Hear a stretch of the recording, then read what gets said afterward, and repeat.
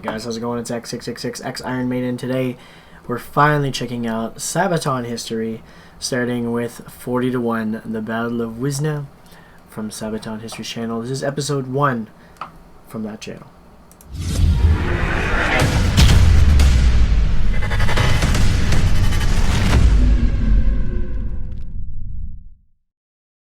Alright, so I'm a little late to the party on this one. But we're finally there. You know, I was a little busy, so I didn't want to jump into this quite yet. But now there's a couple or more of videos off this channel that we can check out too, which is cool. And since Sabaton is planning an album release this year, I wanted to at least get a little bit of material in from them at the start of the year while we're waiting, just to not forget that they're there, since they were our first daily band.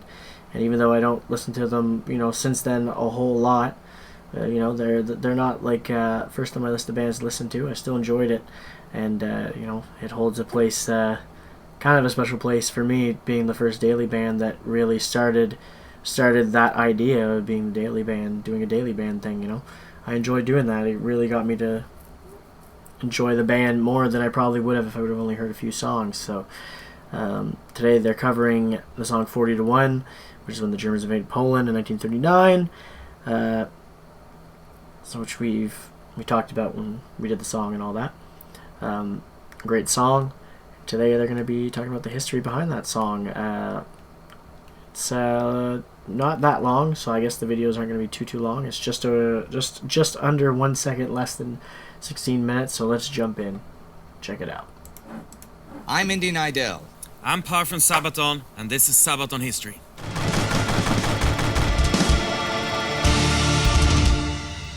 Contrary to popular opinion, Polish resistance when the Germans invaded in September 1939 was a lot stronger and more determined than you might think. Our song 40 to 1, that song that made Sabaton popular in Poland, is just about that.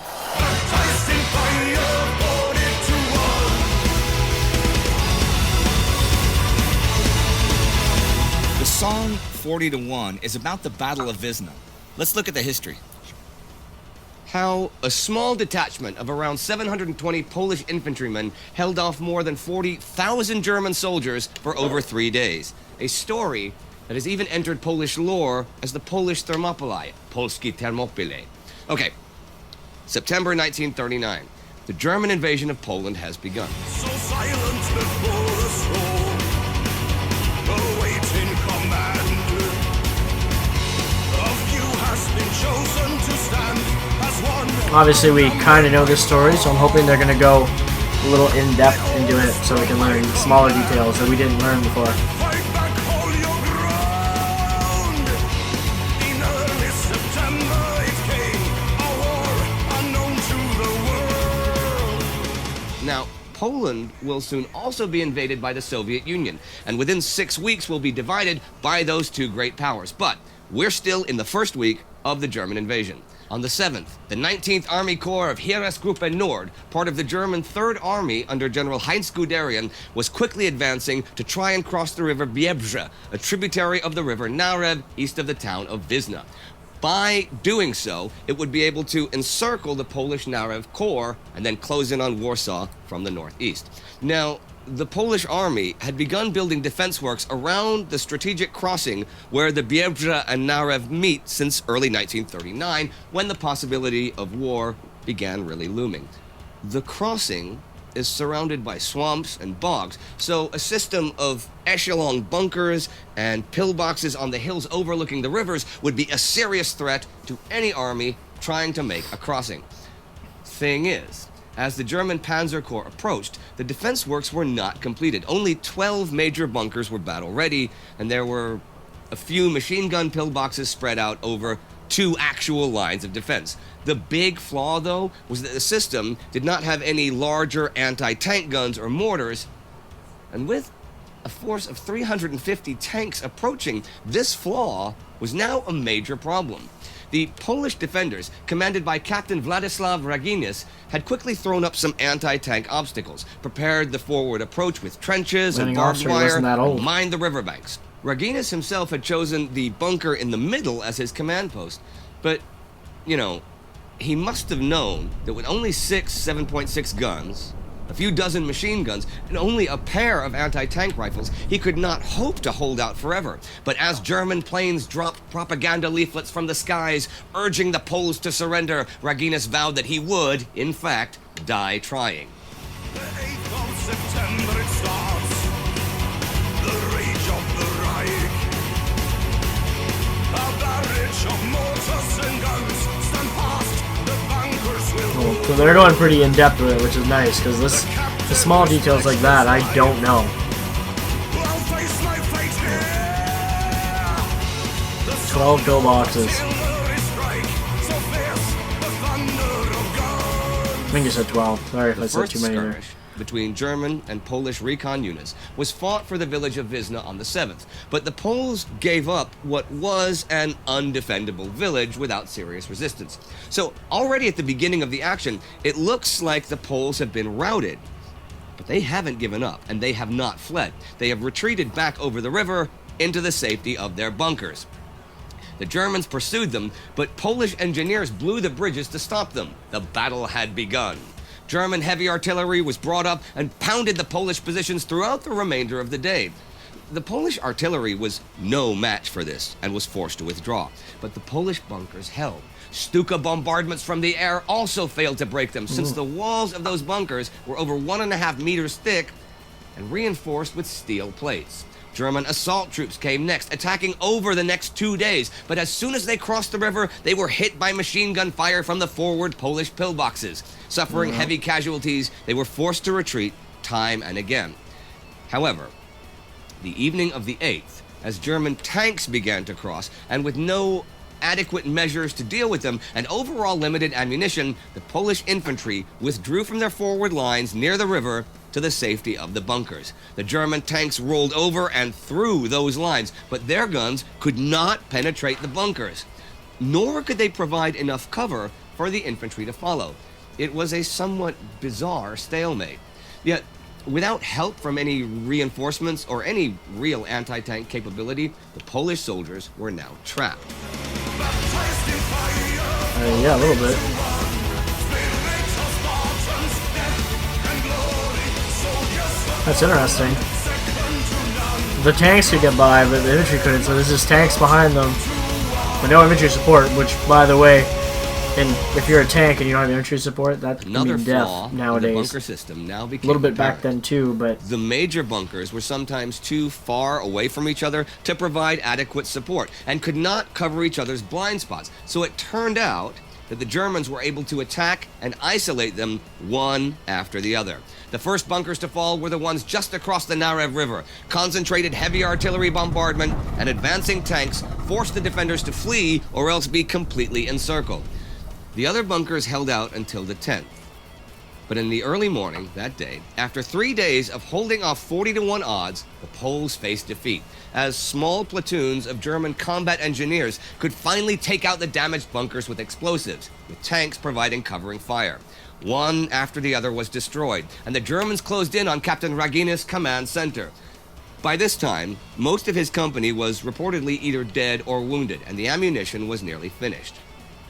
Captain Raginis finally ordered his men to surrender their weapons, since the battle, that they could not win, was effectively over. True to his word, though, Captain Raginis died by clutching a grenade to his body in his command bunker. They had held out for over 3 days against some of the strongest forces in the entire German army. That is the story of That's the Polish crazy. Thermopylae. According to some, Guderian threatened to shoot Polish prisoners if they did not give up. Though that seems unlikely since the battle was already won and it's out of character for Guderian. But okay, it's possible. We don't know for sure. And this is important here. First-hand sources on the battle are fairly few. The German battle records don't really mention the engagement, and Polish sources differ on the strength of the defenders. So we don't have any concrete number of casualties or what happened to the Polish prisoners taken in the battle. Now, this battle, its story, has entered the realm almost of myth, and you may be skeptical of not just the details, but the overall concept. But let me be the first to put that to rest for you. This battle is what Sabaton chose to write a song about, but there are several other shining examples of determined an excellent Polish defense against overwhelming odds during the German invasion. The Battle of the Bzura, the defense at Hel Peninsula, even the remarkable evacuation of LOT, the Polish national airline, of its planes, machine tools, and factory equipment to Bucharest in the face of dual invasion, all attest to the grit and will of the Polish defenders, with which you might not be familiar, because already during the war, the Allies crafted a narrative of a heavily inferior Poland, easily overrun by the mighty Germans, in order to reinforce how aggressive and dangerous Nazi Germany was. So, the idea of Polish horsemen fighting hopelessly against we tanks, already knew that here on dive this bombers, channel and heavy anyway. artillery was reinforced in films and articles, and has stuck as the popular version of the beginning of World War II. But it wasn't so. Always remember a fallen soldier. Always remember thoughts and songs at war. Always remember a fallen soldier. Always remember you lived in history. Per is now going to tell you some things you may not know about the song itself. I was here to tell you the story of the battle and even use it as a metaphor for a spirited defense against an overwhelming enemy. Well, two enemies as it turned out. And just a note here, after the invasion of Poland, and even with the speed of its success, Adolf Hitler's generals warned him time and again to wait before attacking in Western Europe, which he originally planned to do already in October 1939, because the strong Polish defense had shown them their own weaknesses, and they did not think that they were yet strong enough to win. Now, you said that this was the song that really made you famous in Poland. How did that happen? Was it planned or just one of those things? Oh no, it was not planned at all. So we were sitting in the backstage area at the Sweden Rock Festival in our tour bus, Right. watching internet, there was something going on, so much attention towards a fan-created video on YouTube, which suddenly gained a lot of views and A comments. fan-created Sabaton video. Yes, So you had nothing to do with this. we didn't have anything to do with this video, and it became wildly popular in a short period of time. By then, this is in 2008, you have different charts on YouTube. You have Right. historical, political, musical charts on YouTube. And we were top charting of all of them. In the So- world. Yes. And it was 40-1. It was a Polish guy that made this video. Yes. So what happened? Did you were number one for weeks or? No, it was just for a few days before this was taken off. There was a copyright infringement and the video was taken down and blocked after a few days. Right. However, it reached around to a lot of fans all across the country of Poland, Yeah.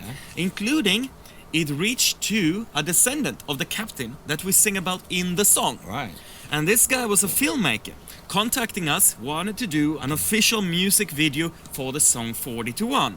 Right. So we went down to Poland to where the battle actually took place, Right. to Wisna, where we filmed some footage when we were walking around in the battlefield, in the scenery, and we also played a concert in Gdansk where we used live footage to cut this together to an official music video. Wow. Okay. And Nice. now by this time, because of the video and stuff, was there like a big Sabaton hype in Poland? I mean, what happened there? Well, suddenly Sabaton got a very big hype inside of Poland. But was it just among like the Polish kids, or was it like across Polish society? And I think it was all across the society. Okay. And it was mainly a lot of the older generation who Yeah. find this very interesting. Because this was a story who could unite the Polish people. Students wanted to read about this Okay. and not about the propaganda that was written in the history books Sure. that they grew up reading about. then did you continue doing like bigger tours of Poland, or? We kept doing more and more tours in Poland. And in 2009, we came back for what we called Always Remember Tour. And it was for a couple of shows all across Poland. One of those shows Yeah. was actually at the battlefield Okay. At Wisna. in Wisna. Wow. Actually 70 years to the hour That's after cool. the battle. I didn't know they did that. And the opening act was a full reenactment of the battle, including mortar attacks and tanks and soldiers And planes? and planes, and it was a very, very intense opening ceremony. So the for whole it. battle, they did the. Wow. Yes, until today, that is still the coolest band that ever opened for us. It's the coolest band that ever opened for anybody, Per. We also did a show in Gdansk where we were approached by somebody we did not expected to come to a Sabaton concert. So we were sitting backstage just before the show is gonna be. Yeah. The promoter of the concert comes into our dressing room and he explains, you have a little bit different kind of person here tonight. And we're like, okay, so who is that? Well, it's actually the Archbishop. What? Yeah. I didn't see that coming. The Archbishop. Yeah, we didn't see that coming either. He came onto the stage and a Archbishop. lot of people were complaining about it and booing, but he said only a few simple words, and he said that the church bows to a metal band. And then he gave us this sword from the treasury of the Church of Poland. That is so cool. And just think how that is when a song, a person or a people Wow. or a nation can take a song to heart and make it so important to their lives like that. That's got to feel really good. It feels great, and the song has kind of permanently edged itself to Sabaton. Oh, yeah. And I do not believe that we could get away alive Yeah. by going to Poland, play a show, and not performing play 40 it to for- 1. It's a permanent song in the Sabaton catalog. And you know what? Here's how it looks.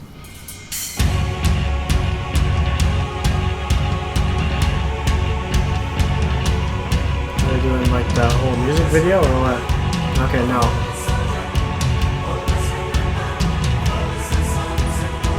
Always remember a fallen soldier. Always remember fathers and sons at war. Always remember a fallen soldier. Always remember you read in history. No army may enter that land that is protected by Polish hands. Unless you are 40 to 1, your force will soon be undone. Undone. Baptized in fire, 40 to 1. Really good song, man. Spartans death and glory. Soldiers of Poland, second to none.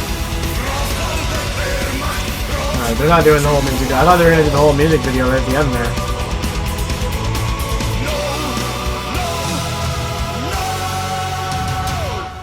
Alright everyone, here's the deal. Subscribe to Sabaton History, but also the regular Sabaton channel. And don't forget to check out World War II and the Time Ghost channel. Also, if you like more of this stuff, check right here for a playlist of cool videos like this. And if you like this and you want to see more like this, please remember to support us on Patreon, alright? It really helps this thing happen. Take care, everyone. Nice. Alright, so.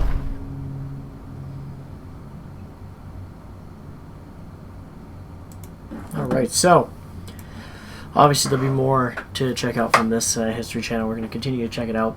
I always hate doing the history ones. There's one thing I always hate about doing them is that I don't talk much during the video.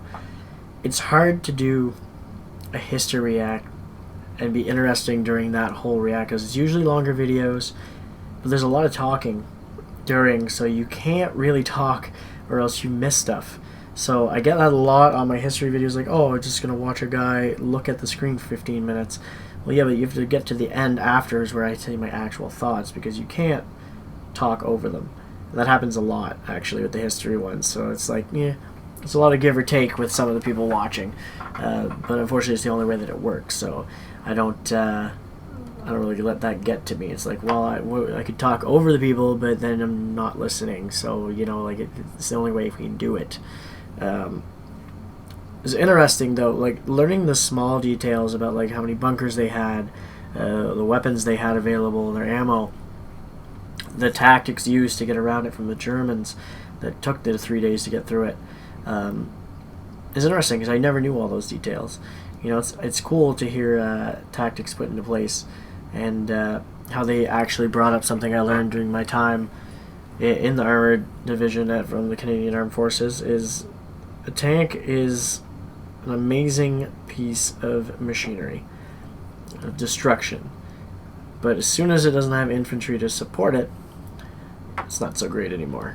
And that's when it's, if it goes up against infantry, you know, you can only fight off so many.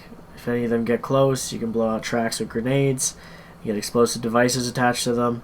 It's just a thing that can happen, you know. You can get overwhelmed very easily. Mines can get set up, you know, like you need that support.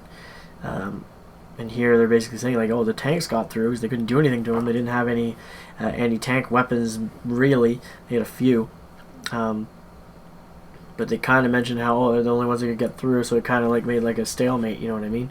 Until they were finally able to get around. It was cool to hear that in detail, and they actually took the time to detail that.